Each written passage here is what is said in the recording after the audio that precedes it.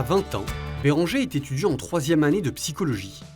Depuis plusieurs mois, sa chambre est transformée en local de campagne de la Manif pour tous. Ces soirées sont consacrées à la mobilisation contre le projet de loi bioéthique, comprenant notamment la PMA sans père. Ce week-end, 60 rassemblements sont organisés partout en France. Il est chargé de mobiliser les habitants du 6e arrondissement de Paris. Malgré l'avancée du projet au Parlement, pour lui, défendre ses idées a toujours été une évidence. En 2013, j'avais 13 ans. Je suivais mes parents, mais je ne saisissais pas tout. Mais je comprenais qu'il y avait quand même un désaccord profond sur quelque chose de fondamental, quelque chose qui touche aux racines, à la famille. Là, on a commencé avec le Pacs, après mariage pour tous. Là, on embraye sur la PMA sans père. Ce qui me dérange vraiment, c'est que si ces lois passent, pour moi, il y a un bouleversement de la société qui va se faire et qui est déjà peut-être en train de se faire, qui va bouleverser déjà les racines de notre société, les racines de la famille. Alors moi, ça me pousse vraiment à militer, à me dire j'ai pas envie que cette loi passe, et si elle passe, elle passera, mais je viens de me dire qu'il y avait des gens qui étaient contre. Dimanche, c'est le jour du rassemblement parisien à l'appel du collectif Marchons Enfants. Béranger le prépare depuis plusieurs semaines. Il profite de cette dernière matinée pour rallier de nouveaux manifestants devant l'église Saint-Sulpice. Bonjour, manifestation cet après-midi. C'est un public qu'on arrive à toucher et comme la manif cet après-midi, c'est l'occasion de remotiver les gens juste avant. Manifestation contre le projet de la bioéthique. Je suis restée à Paris exprès pour y aller à 15h à Saint-François-Xavier. C'est parfait, à tout à l'heure alors. Au revoir madame.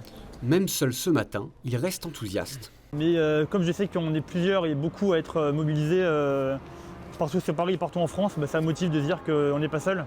Même si aujourd'hui je suis seul, mais voilà, c'est le fait qu'il y a du monde encore mobilisé qui fait qu'il y a un élan qui pousse à le rester et à toujours être motivé, quoi. Bonjour. Au revoir. Bonjour.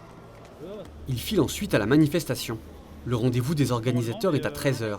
Le projet de loi bioéthique sera examiné au Sénat dans 3 jours. Ce rassemblement est déterminant pour la suite du mouvement. Plusieurs milliers de personnes sont attendues. Tout doit être préparé au millimètre. Aujourd'hui, Béranger est responsable d'une équipe de sécurité de 8 personnes. C'est vrai que c'est une atmosphère où on est content, oui, parce que c'est le jour de manif et du coup, c'est du concret, je dirais. Et c'est là où on voit qu'on n'est pas seul. À 15h, le rassemblement prend forme. Nous sommes loin des foules des rassemblements de 2013. Malgré la pluie, 8000 personnes sont présentes selon les organisateurs et les manifestants restent optimistes. Ce projet est arrêtable car nous sommes en une certaine démocratie et Albert Camus disait la démocratie ce n'est pas la tyrannie de la majorité mais la protection de la minorité. Il faut surtout protéger les plus faibles, ceux qui ne peuvent pas s'exprimer et donc en l'occurrence ici les enfants. Le gouvernement effectivement a des moyens de décider que je n'ai pas, mais il est important de lui dire que là il va dans le mur et il fait erreur. L'idée, je pense que c'est d'influencer ce processus décisionnel pour que le gouvernement revienne et évite de voter une loi dont on sait qu'elle peut avoir des conséquences mauvaises. Pour Aude Mirkovitch, porte-parole des juristes pour l'enfance, l'efficacité de ce mouvement se perçoit sur le long terme. Nous nous heurtons à un rouleau compresseur qui est très puissant, mais qui n'est pas inarrêtable. Il est en roue libre depuis des siècles, depuis des années. Mais nous sommes déjà les grains de sable qui avons quand même déjà largement enrayé la machine. En témoigne ce projet de loi bioéthique qui s'éternise, la fébrilité de ces promoteurs qui fuient tout débat et qui se hâtent de voter dans l'urgence sanitaire des mesures aussi invraisemblables que des embryons chimériques et transgéniques. Mais on ne va pas s'arrêter là, nous voyons beaucoup plus loin. Nous voulons refonder le lien social sur des lois justes. Patrice Aubert est président des Poissons Roses, une association catholique de gauche. Pour lui, cette mobilisation doit avant tout rendre visible l'opposition à ce projet. Sur le fond, est-ce que ce mouvement a des chances de gagner et d'aboutir au report de la loi? Je vais vous parler franchement, je ne le crois pas. Mais il est important de faire ce mouvement en mise en garde. Quand les générations futures nous diront « Mais qu'avez-vous fait quand vous avez autorisé des des trafics sur les embryons. Qu'avez-vous fait quand vous avez autorisé les chimères? Que nous puissions dire, nous étions un certain nombre à mettre en garde et à dire que nous jouions aux apprentis sorciers. On reste encore un peu.